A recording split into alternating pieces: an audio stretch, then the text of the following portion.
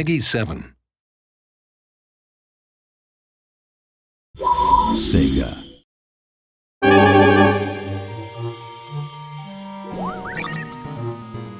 Castle of Illusion, one of the best-selling Genesis games of all time. It's the perfect game for us to develop with Disney. It's such a classic. People love Castle of Illusion. They've got such fond memories of it. Really passionate about the game and the experience that I had when I was young, and to try and offer that to the new generation and people that have experienced it before is, it's just a great feeling, really.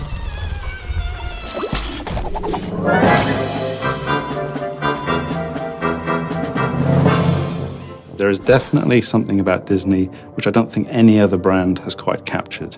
It's Disney. It's a descriptive word in itself. Disney's renowned for its characters, for its visuals, for its animation, for its music. Everything that Disney touches has an air of magic to it, and they try to, as a company, try and encompass that in all their products. It doesn't matter if you're a core gamer, family gamer, whatever the gamer, you need to capture that sense of enjoyment, passion.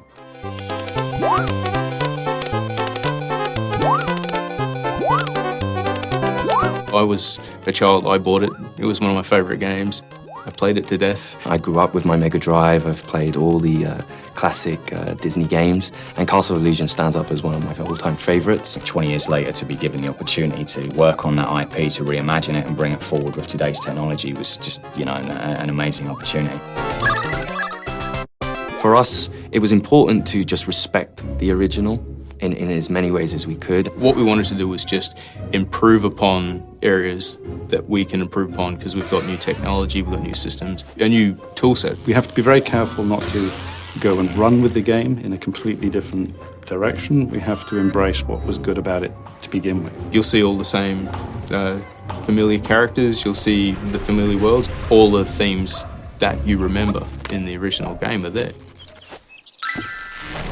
And we've kept to the original in such a way that Disney can recognize it immediately.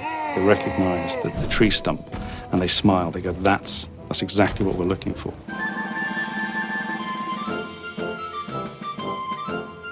I think I employ 35 people that love Mickey. So making them happy, I think, is a good indication that the audience is going to be happy. He's the stoic little guy. He never really gets too bothered by things. He's always willing to give it a go. It's very brave, but at the same time very kind. He's quite charming in the way he approaches things, and we really wanted to capture a lot of that charm from Mickey that you see in the old kind of Mickey cartoons. Obviously, there's a little bit of pressure there for making him awesome because it's Mickey Mouse and he's, the biggest character in the world. We are not going to reinvent Mickey. We have to respect the style of Mickey, the look and feel, the characteristics, the animation cycles, the walk cycles. And not only that, but from an artistic point of view, we have great concept artists that have been able to really capture the look of Mickey, what he meant in Castle of Illusion, in the Mega Drive era, and how do we bring a flavour of that into the new modernized version, but without changing him so much that he distinctly looks like a different Mickey Mouse.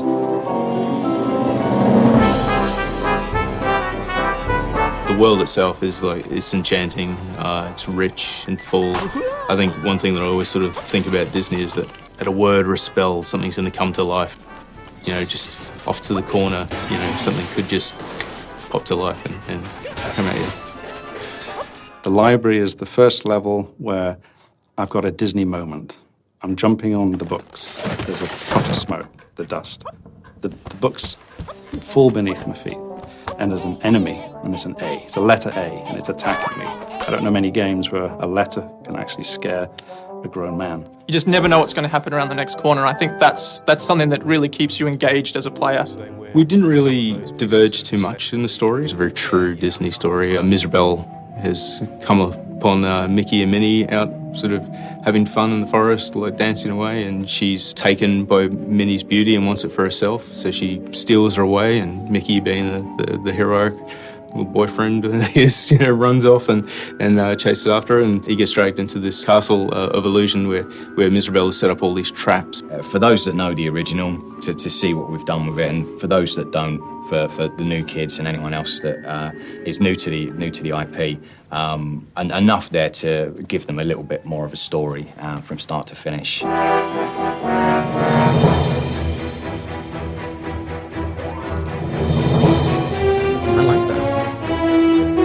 That's pretty cool. I think for almost 100 years now, Disney have been pioneering so many things with animation and audio, and the key for me was synchronizing them together. Audio and music is a massive part of Disney itself, and that's something we take very seriously. So for us, it was important that we again tried to pursue certain sounds that made sense to the environment that Mickey was in.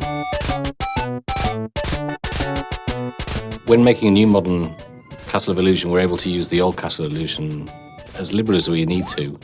And it's actually been quite nice to take the entire original 16-bit track and use them in the modern version as well. But sometimes by retaining that low fidelity, that's part of its charm, of its style. So I do think it's important to retain that.